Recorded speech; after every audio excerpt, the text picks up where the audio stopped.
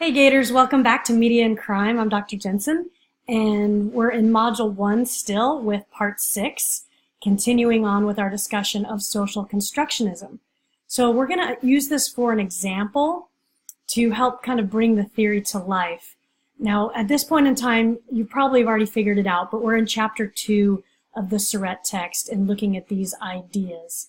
So let's go a little bit further into social constructionism.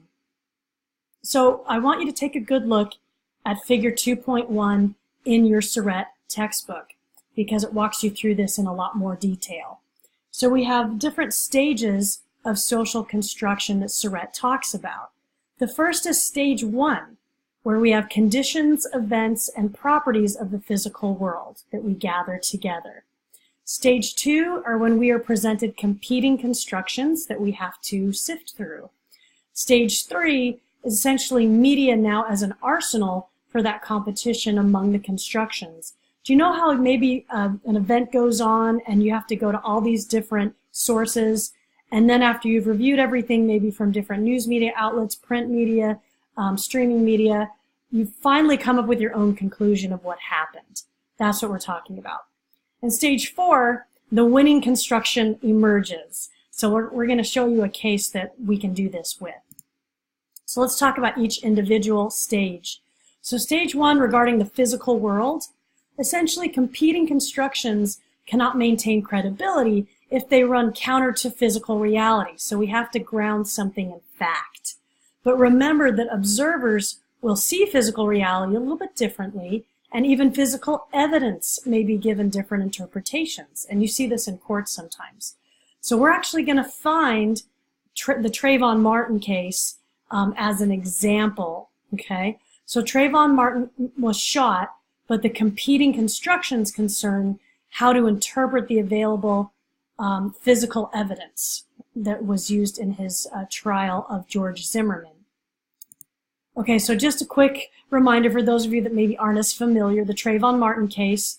On the evening of February 26, 2012, Trayvon Martin was an unarmed 17-year-old African-American student. He was confronted, shot, and killed near his home by George Zimmerman, a neighborhood watch captain in Sanford, Florida. Since Martin's death and the revelation of more details, the case has drawn national outcry and sparked hot debate over racial tensions, vigilantism, police practices, and gun laws, not to mention other kinds of legal precedents like stand your ground, duty to retreat, and so forth. So let's work into Stage 2 regarding these competing constructions. So the facts may not be very complete. So again, we tend to fill in the blanks to keep ourselves from going crazy and making sense of it all. So again, we think that the police did not investigate the Trayvon Martin case thoroughly because the family turned in Martin's last cell phone message. So we start to go, these facts may not all be lining up the way we thought. We also can have different people stressing different facts. So some people stressed while others discounted the bruises on the actual shooter.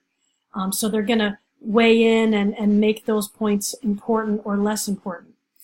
Some facts also may fit a pre-existing frame and a worldview better. And again, we tend to subscribe to things that we already know and feel comfortable with, that we reconcile with our values, even though, again, they may be wrong. It's just because it's convenient for us to do it.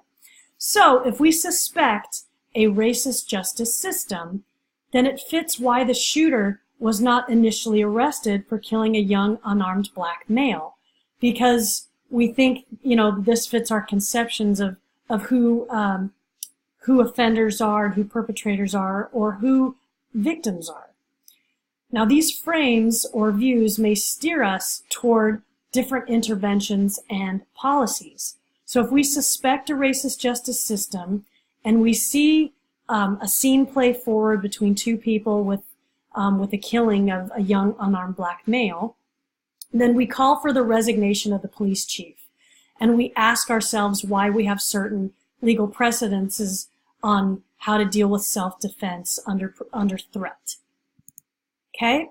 This third stage, we're going to continue with this case, has to do with the media as an arsenal or an arena for these competitions among alternative constructions of what this reality is for the Trayvon Martin case. So media may help filter out competing constructions.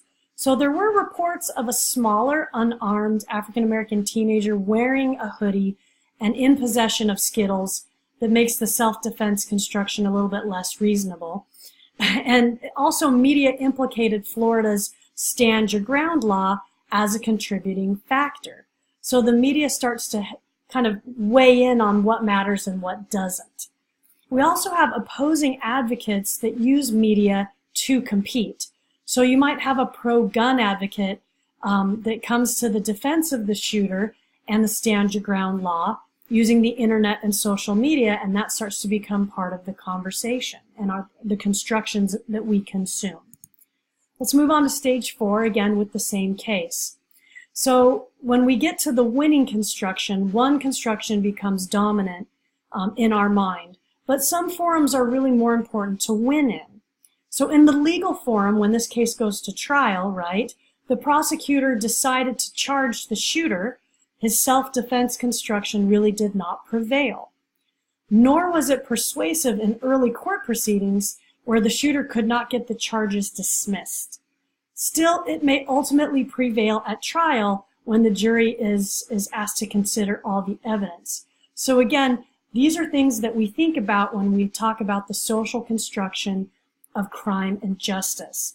We're going to get more into kind of these types of things with law enforcement, court, and corrections in future modules, but I felt like this would kind of help you see how construction plays out in a real case. Hope this helps, and we'll see you next time.